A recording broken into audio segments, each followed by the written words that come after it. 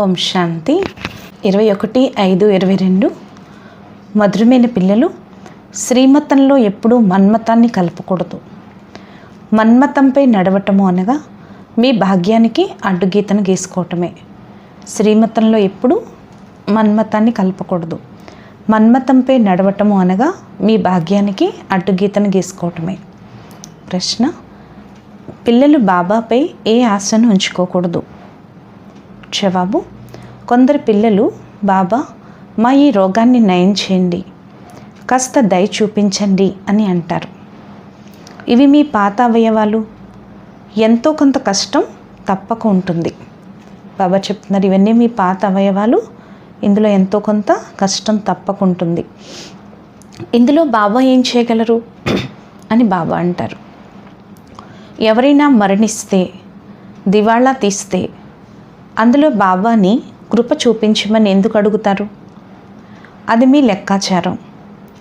యోగ బలం ద్వారా మీ ఆయుష్ పెరుగుతుంది. యోగ బలం ద్వారానే మీ ఆయుష్ పెరుగుతుంది. ఎంత వీలైతే అంత యోగ శక్తితో పని నడపండి. బాబా చెప్తున్నారు, ఎంత వీలైతే అంత యోగ శక్తితో పని నడపండి. పాట: నీవు నిద్రించి రాత్రిని పోగొట్టుకున్నావు. ఓం శాంతి. పిల్లలకు ఓం అన్న పదానికి అర్థం చెప్పడం జరిగింది. ఓం అనగా భగవంతుడని కాదు. ఓం అనగా అహం అనగా నేను. మరి నేనెవరిని? ఇవి నా ఇంద్రియాలు. బాబా కూడా అహం ఆత్మ అని అంటారు. కానీ నేను పరమాత్మను అనగా పరమాత్మను. అతడు పరంధామ నివాసి అయిన పరంపిత పరమాత్మ. నేను ఈ శరీరానికి యజమానిగా అవ్వను.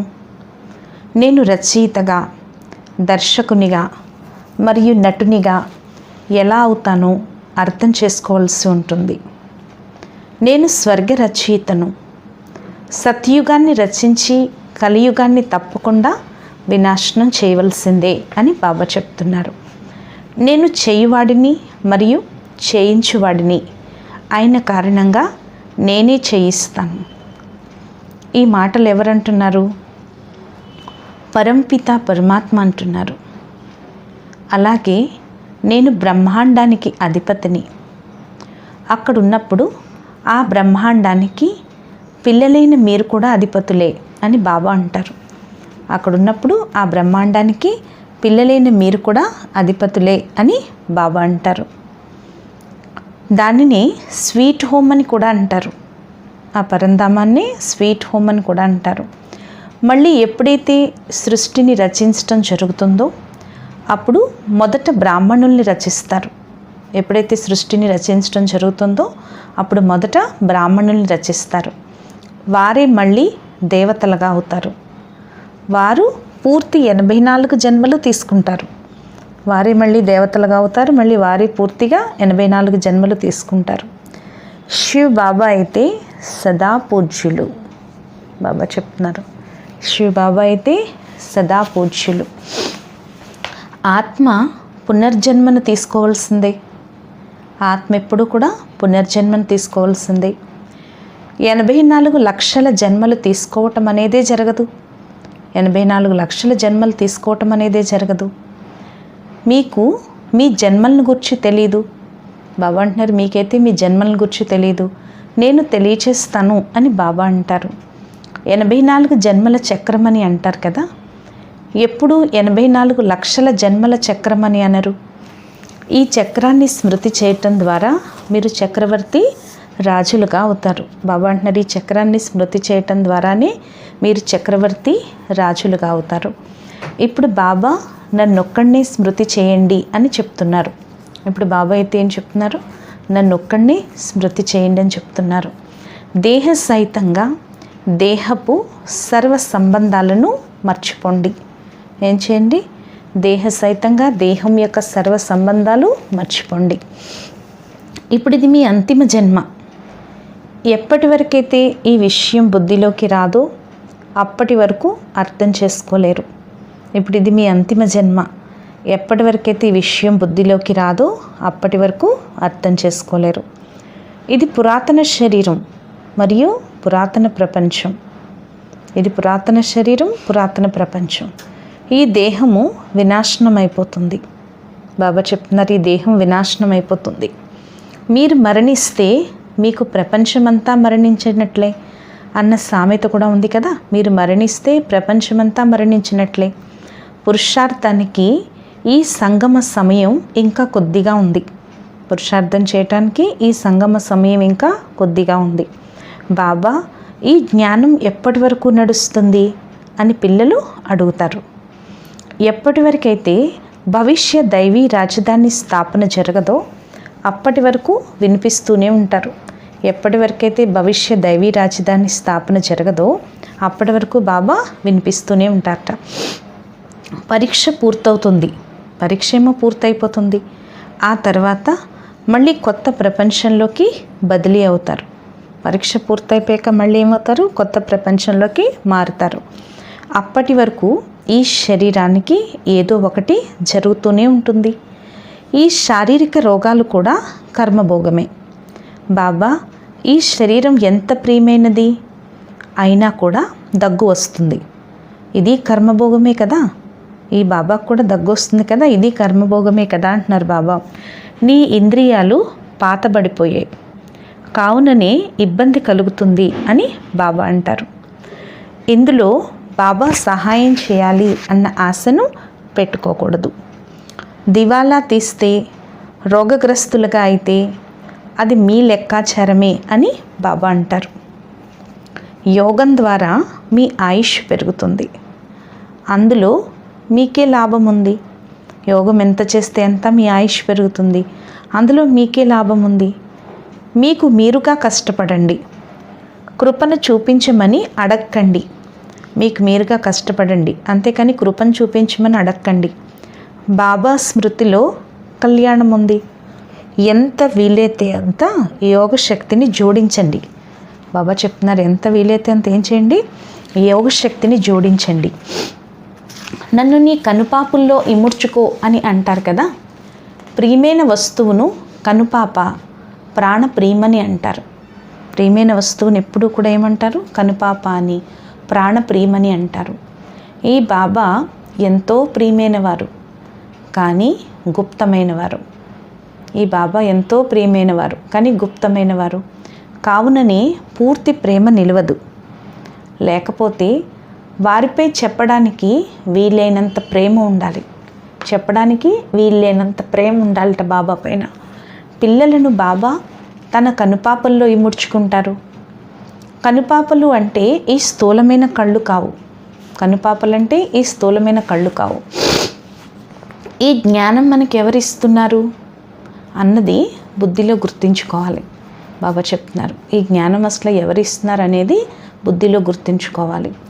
అతి మధురాతి మధురమైన నిరాకారుడైన తండ్రి ఇస్తున్నారు. మనకి జ్ఞానం ఎవరిస్తున్నారు? అతి మధురాతి మధురమైన నిరాకారుడైన తండ్రి ఇస్తున్నారు.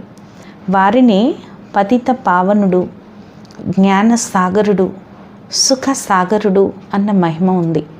జ్ఞాన సాగరుడు, సుఖ సాగరుడు, ఈ మహిమంతా బాబాకే ఉంది. అటువంటి తండ్రిని సర్వవ్యాపి అని అనేస్తారు. అలాంటి తండ్రిని పట్టుకుని ఏం చేశారు? సర్వవ్యాపిని చేసేసారు. మరి ప్రతి ఒక్క మానవుడు జ్ఞాన సాగరుడు, సుఖ సాగరుడు అవ్వాలి కదా. ప్రతి ఒక్క మానవుడు జ్ఞాన సాగరుడు, సుఖ సాగరుడు అవ్వాలి కదా. కానీ అలా లేరు. ప్రతి ఆత్మకు తన అవినాశి పాత్ర లభించి ఉంది. బాబా అంటున్నారు, ప్రతి ఆత్మకి కూడా అవినాశి పాత్ర లభించి ఉంది. ఇవి చాలా గుప్తమైన విషయాలు. ఇవన్నీ కూడా ఏంటని చెప్తున్నారు బాబా? చాలా గుప్తమైన విషయాలు. మొదట బాబా పరిచయాన్ని ఇవ్వాలి. మొదట ఏం చేయాలి? అందరికీ బాబా పరిచయాన్ని ఇవ్వాలి. పారలౌకిక తండ్రి స్వర్గాన్ని రచిస్తారు. పారలౌకిక తండ్రి ఏం చేస్తారు? స్వర్గాన్ని రచిస్తారు. సత్యుగమైన సత్యఖండంలో దేవీ దేవతల రాజ్యం ఉంటుంది. ఆ కొత్త ప్రపంచాన్ని బాబా రచిస్తారు. దేవీ దేవతల రాజ్యం ఉంటుంది, ఆ కొత్త ప్రపంచాన్ని బాబా రచిస్తారు. దానిని ఎలా రచిస్తారో పిల్లలైన మీకే తెలుసు. దాన్ని ఎలా రచిస్తారనేది పిల్లలైన మీకే తెలుసు అంటున్నారు బాబా. బాబా చెప్తున్నారు, అతి మధురాతి మధురమైన నిరాకారుడైన తండ్రి ఇస్తున్నారు. వారినే పతిత పావనుడు, జ్ఞాన సాగరుడు, సుఖ సాగరుడు అన్న మహిమ ఉంది. అటువంటి తండ్రిని సర్వవ్యాపి అనేస్తారు. మరి ప్రతి ఒక్క మానవుడు జ్ఞాన సాగరుడు, సుఖ సాగరుడు అవ్వాలి కదా, కానీ అలా లేరు. ప్రతి ఆత్మకి తన అవినాశి పాత్ర లభించి ఉంది. బాబా చెప్తున్నారు ఇవి చాలా గుప్తమైన విషయాలు. మొదట బాబా పరిచయాన్ని ఇవ్వాలి. పారలౌకిక తండ్రి స్వర్గాన్ని రచిస్తారు. సత్యుగమైన సత్యఖండంలో దేవీ దేవతల రాజ్యం ఉంటుంది. ఆ కొత్త ప్రపంచాన్ని బాబా రచిస్తారు. దానిని ఎలా రచిస్తారో పిల్లలైన మీకే తెలుసు అంటున్నారు బాబా. నేను పతితులను పావనంగా తయారు చేసేందుకే వస్తాను అని వారు అంటారు. కావున పతిత సృష్టిలోకి వచ్చి పావనంగా తయారు చేయవలసి ఉంటుంది కదా. బ్రహ్మ ద్వారా స్థాపన అన్న మహిమ కూడా ఉంది. కావున వారి ముఖం ద్వారా జ్ఞానాన్ని వినిపిస్తారు మరియు శ్రేష్ఠ కర్మల్ని నేర్పిస్తారు. అక్కడ మీ కర్మలు వికర్మలుగా అవ్వని విధంగా నేను మీకు కర్మలను నేర్పిస్తాను. సత్శీగంలో మాయ అనేదే ఉండదు అని బాబా పిల్లలకు చెప్తారు. కావునని మీ కర్మలు కూడా అక్కడ అకర్మలుగా ఉంటాయి. ఇక్కడ మాయ ఉంది, కావునని మీ కర్మలు వికర్మలుగానే అవుతాయి అని బాబా అంటున్నారు. మాయా రాజ్యంలో ఏం చేసినా అవి తప్పుగానే చేస్తారు. సన్యాసులు పవిత్రంగా అవుతారు, కానీ పరమాత్మను సర్వవ్యాపి అని అంటూ అందరినీ విముఖులుగా చేసేస్తారు. శివోహం తతత్వం అని అంటూ ఉంటారు. ఒకవైపు శివోహం అని అంటారు, ఇంకొక వైపు బ్రహ్మోహం అని అంటారు. ఈ రెండింటి అర్థం పూర్తిగా వేరు. శివుడు పరంపిత పరమాత్మ, నిరాకారుడు, మరియు బ్రహ్మము నివాస స్థానము. ఇప్పుడు నా ద్వారా మీరన్నీ తెలుసుకున్నారు అని బాబా చెప్తారు. అక్కడ సాధన మొదలైనవి పరమాత్ముడిని కలుసుకునేందుకు చేస్తారు. అనేక రకాలైన హఠయోగులు మొదలైనవి నేర్పిస్తారు. ఇక్కడ ఒక్క బాబాని స్మృతి చేయాలి. నోటితో శివ శివ అని అనకూడదు. ఇది బుద్ధి యాత్ర, ఇది బుద్ధితో చేసే యాత్ర. నోటితో శివ శివ అనక్కర్లేదు. ఎంతగా స్మృతి చేస్తారో అంతగా రుద్రమాలలో మణులుగా అవుతారు. బాబా అంటున్నారు ఇక్కడ ఎంత స్మృతి చేస్తే అంత రుద్రమాలలో మణులుగా అవుతారు. బాబాకు సమీపంగా వస్తారు, బాబాకి కూడా సమీపంగా వస్తారు. ఇది శివ్ బాబా కంఠహారంగా అవ్వాలని లేక రుద్రమాలలో సమీపంగా రావాలని చేసే రేస్ ఇది. షార్టును పెట్టాలి. తద్వారా అంతిమతిని బట్టి గతి కూడా ఏర్పడుతుంది. దేహం కూడా గుర్తుకు రాకూడదు. బాబా చెప్తున్నారు దేహం కూడా గుర్తుకు రాకూడదు. అటువంటి స్థితి కావాలి. ఇప్పుడు మీకు వజ్రతుల్యమైన జీవితం లభించింది అంటున్నారు బాబా. ఇప్పుడు మీకు వజ్రతుల్యమైన జీవితం లభించింది. కావున నా మధురమైన పిల్లలు నిద్రను జయించేవారిగా అవ్వండి. తక్కువలో తక్కువ 8 గంటలు నా స్మృతిలో ఉండండి అని బాబా చెప్తున్నారు. తక్కువలో తక్కువ 8 గంటల స్మృతిలో ఉండండి అని చెప్తున్నారు. ఇప్పుడు ఇంకా ఆ స్థితి రాలేదు. రోజంతట్లో నేను ఎంత సమయం స్మృతి యాత్రలో నడుస్తున్నాను, ఎక్కడా నిలిచిపోవటం లేదు కదా అని చార్టును పెట్టండి. అసలు రోజంతట్లో నేను ఎంత సమయం స్మృతిలో ఉన్నాను, ఎక్కడా నిలబడట్లేదు కదా అన్న చార్టును పెట్టండి. బాబాని స్మృతి చేయటం ద్వారా వారసత్వం కూడా బుద్ధిలో ఉంటుంది. బాబాని ఎంత స్మృతి చేస్తే అంత వారసత్వం కూడా బుద్ధిలో ఉంటుంది. ఇది ప్రవృత్తి మార్గం కదా. మొట్టమొదటిది బాబా ద్వారా స్థాపించబడిన స్వర్గపు దేవీ దేవతా ధర్మం. మొట్టమొదటిది ఏంటంటున్నారు బాబా? బాబా ద్వారా స్థాపించిన స్వర్గపు దేవీ దేవతా ధర్మం. బాబా రాజయోగాన్ని నేర్పించి స్వర్గాధిపతులుగా తయారు చేస్తారు. ఆ తర్వాత ఈ జ్ఞానం ప్రాయలోపం అయిపోతుంది అంటున్నారు బాబా. మరి ఈ జ్ఞానం శాస్త్రాల్లోకి ఎక్కడి నుండి వచ్చింది? రామాయణం మొదలైన వాటిని ఆ తర్వాత తయారు చేయటం జరిగింది. మొత్తం ప్రపంచమంతా లంకయ్యే అంటున్నారు బాబా. ఇది రావణుని రాజ్యం కదా. కోతులు వంటి మనుషులను పవిత్రంగా మందిర యోగ్యంగా తయారు చేసి రావణ రాజ్యాన్ని అంతం చేసేస్తారు. కోతులు వంటి మనుషుల్ని పవిత్రంగా మందిరయోగ్యంగా తయారు చేసి ఈ రావణ రాజ్యాన్ని అంతం చేసేస్తారు. సద్గతి దాత అయిన బాబా సద్గతి కొరకు జ్ఞానాన్ని ఇస్తారు. సద్గతి దాత అయిన బాబా సద్గతి కొరకు ఏం చేస్తున్నారు? జ్ఞానాన్ని ఇస్తున్నారు. అంతిమంలో వారు సద్గతిని ఇస్తారు. అందరినీ వదిలేయండి, ఇప్పుడు నా నుండి మాత్రమే వినండి అని బాబా చెప్తున్నారు. బాబా ఏమంటున్నారు? అందరినీ వదిలేయండి, నా నుండి వినండి అని చెప్తున్నారు. నేను ఎవరినో నిశ్చయం ఏర్పరచుకోండి. నేను ఎవరనేది మీరు నిశ్చయం ఏర్పరచుకోండి. నేను మీ తండ్రిని. నేను మీకు మళ్ళీ సర్వ వేద శాస్త్రాల సారాన్ని వినిపిస్తాను. బాబా అంటున్నారు, నేను ఎవరిని? మీ తండ్రిని. నేను మీకు సకల వేద శాస్త్రాల సారం వినిపిస్తాను. ఈ జ్ఞానంను బాబా షణ్ముఖంగా ఇస్తారు. ఈ జ్ఞానాన్ని బాబా ఏం చేస్తున్నారు? షణ్ముఖంగా ఇస్తారు. ఆ తర్వాత వినాశనం అయిపోతుంది. మళ్ళీ ఎప్పుడైతే ద్వాపరంలో వెతుకుతారో అప్పుడు అదే గీత మొదలైన శాస్త్రాలు వెలువడతాయి. ఆ తర్వాత వినాశనం అయిపోతుంది. మళ్ళీ ఎప్పుడైతే ద్వాపరయుగంలో వెతుకుతారో అప్పుడు అదే గీత మొదలైన శాస్త్రాలు వెలువడతాయి. భక్తి మార్గం కొరకు తప్పకుండా ఆ సామాగ్రియే కావాలి. బాబా అంటున్నారు, భక్తి మార్గం కొరకైతే తప్పకుండా ఆ సామాగ్రియే కావాలి. ఈ జ్ఞానము పరంపరగా కొనసాగుతూ వస్తుంది. కానీ ఈ జ్ఞానము ఇక్కడే అంతమైపోతుంది. బాబా అంటున్నారు, ఈ జ్ఞానం పరంపరగా కొనసాగుతూ వస్తుంది, కానీ ఈ జ్ఞానం అయితే ఇక్కడే అంతమైపోతుంది. మళ్ళీ ఎప్పుడైతే వెతుకుతారో అప్పుడు ఇవే శాస్త్రాలు మొదలైనవి చేతిలోకి వస్తాయి. మళ్ళీ ఎప్పుడైతే వెతుకుతారో అప్పుడు ఇవే శాస్త్రాలు మొదలైనవి చేతిలోకి వస్తాయి. కావుననే వాటిని అనాది అని అనేస్తారు.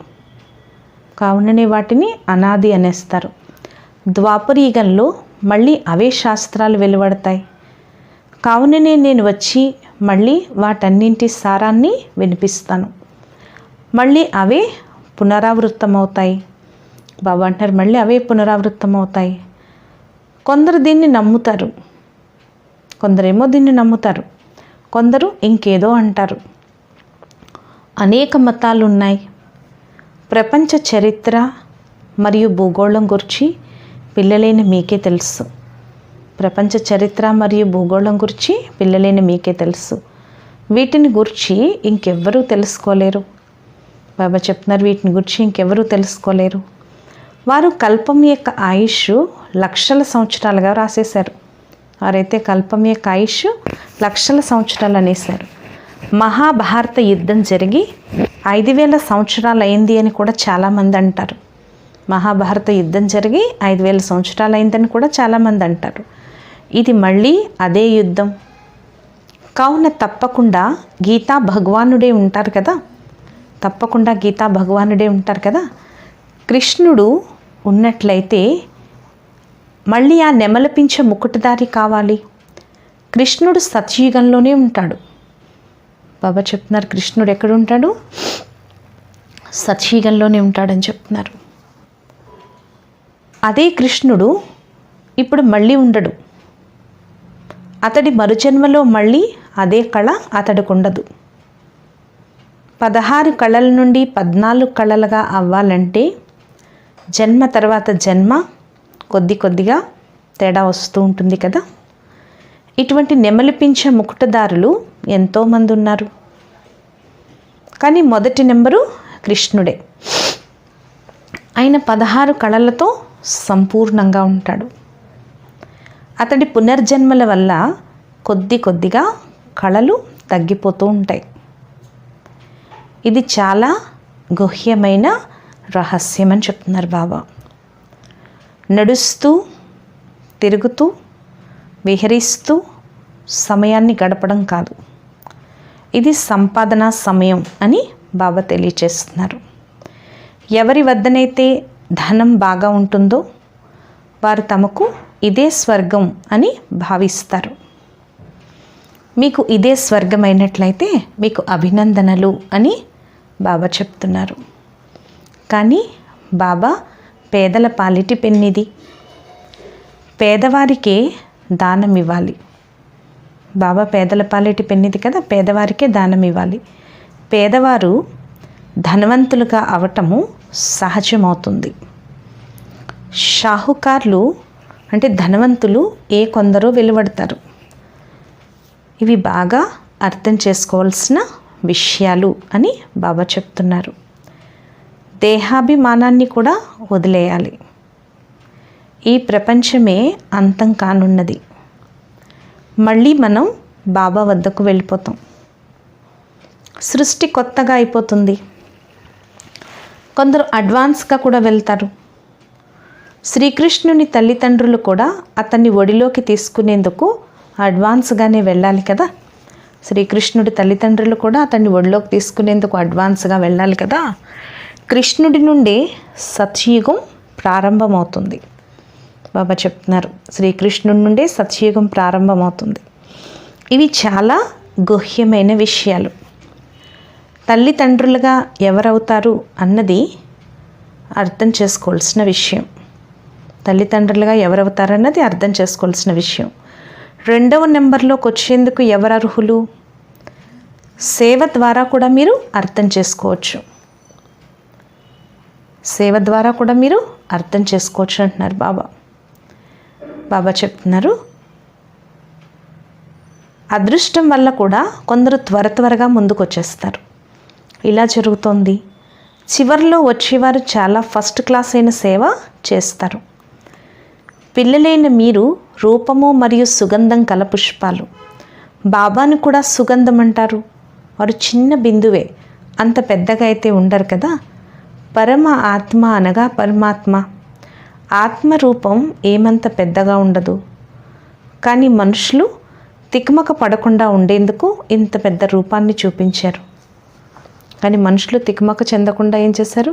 ఇంత పెద్ద రూపాన్ని చూపించారు. ఉన్నతోన్నతమైన వారు శివ బాబా. ఆ తర్వాత బ్రహ్మ, విష్ణు, శంకరులు. బ్రహ్మ కూడా వ్యక్తం నుండి అవ్యక్తంగా అవుతాడు. ఇంకే చిత్రము లేదు. విష్ణువు 2 రూపాలు, లక్ష్మీ నారాయణులు. శంకరుని పాత్ర సూక్ష్మవతనం వరకే ఉంది. అతడు ఈ స్థూలమైన సృష్టిలోకి వచ్చి పాత్రను అభినయించడు. అలాగే పార్వతికి అమర కథను కూడా వినిపించడు. ఇవన్నీ భక్తి మార్గపు కథలు. ఈ శాస్త్రాలు మళ్ళీ వెలువడతాయి. ఇందులో కొంత, పిండిలో ఉప్పంత సత్యం ఉంది. శ్రీమద్ భగవద్గీత అన్న పదం సరైనదే. మళ్ళీ శ్రీకృష్ణుడు భగవానుడు అని అంటారు. అది పూర్తిగా అసత్యము. దేవతల మహిమ వేరు. ఉన్నతోన్నతమైన వారు పరంపిత పరమాత్మయే. వారిని అందరూ స్మృతి చేస్తారు. వారి మహిమే వేరు. అందరూ ఒకేలా ఉండలేరు. అందరూ ఒకేలా అయితే ఉండలేరు అంటున్నారు బాబా. సర్వవ్యాపి అన్న పదానికి అసలు అర్థమే లేదు. సర్వవ్యాపి అన్న పదానికి అర్థమే లేదు. మీరు ఆత్మిక సల్వేషన్ ఆర్మీ, కానీ మీరు గుప్తంగా ఉన్నారు. స్థూలమైన మారణాయుధాలేమీ మీ వద్ద ఉండవంటున్నారు బాబా. ఇవి జ్ఞాన బాణాలు, జ్ఞాన ఖడ్గముల విషయం అంటున్నారు బాబా. పవిత్రతలోనే శ్రమ ఉంది. బాబా అంటున్నారు, శ్రమ అంతా ఎందులో ఉంది? పవిత్రతలోనే ఉంది. తండ్రి, మేం పవిత్రంగా అయి స్వర్గ వారసత్వాన్ని తప్పకుండా తీసుకుంటాము అని బాబాతో పూర్తి ప్రతిజ్ఞను చేయాలి. మేము పవిత్రంగా అయి స్వర్గ వారసత్వాన్ని తప్పకుండా తీసుకుంటామని బాబాతో పూర్తి ప్రతిజ్ఞ చేయాలి.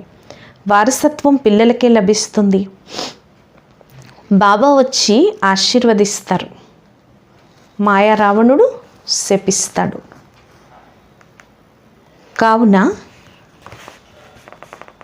కావున ఇటువంటి మధురాతి మధురమైన తండ్రిపై ఎంత ప్రేమ ఉండాలి. వారు పిల్లల నిష్కామ సేవ చేస్తారు.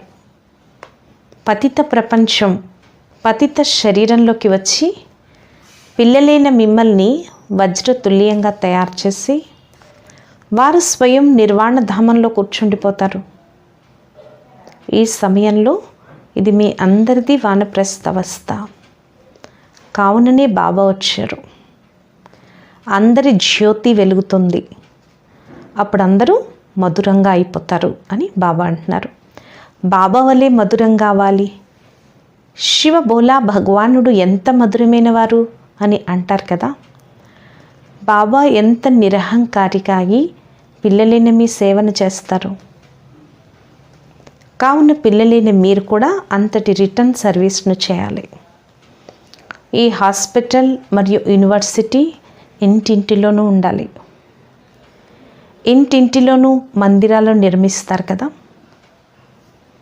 పిల్లలైన మీకు 21 జన్మల కొరకు ఆరోగ్యం, సంపదలను శ్రీమతం అనుసారంగా ఇస్తారు.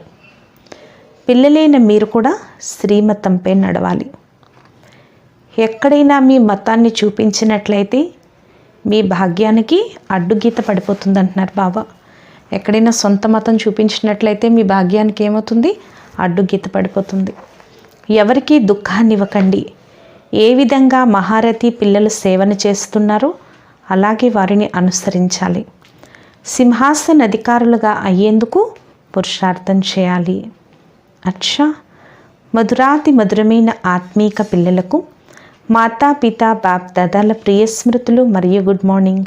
ఆత్మీక పిల్లలకు ఆత్మీక తండ్రి యొక్క నమస్తే. మధురాతి మధురమైన ఆత్మీక తండ్రికి ఆత్మీక పిల్లల యొక్క ప్రియ స్మృతులు, గుడ్ మార్నింగ్ మరియు నమస్తే నమస్తే నమస్తే. ధారణ కొరకు ముఖ్య సారం. ఫస్ట్ పాయింట్, బాబా సమానంగా నిరహంకారిగా ఈ సేవ చేయాలి. బాబా నుండి ఏ సేవనైతే తీసుకుంటున్నారో దానిని హృదయపూర్వకంగా రిటర్న్ ఇవ్వాలి. చాలా మధురంగా అవ్వాలి.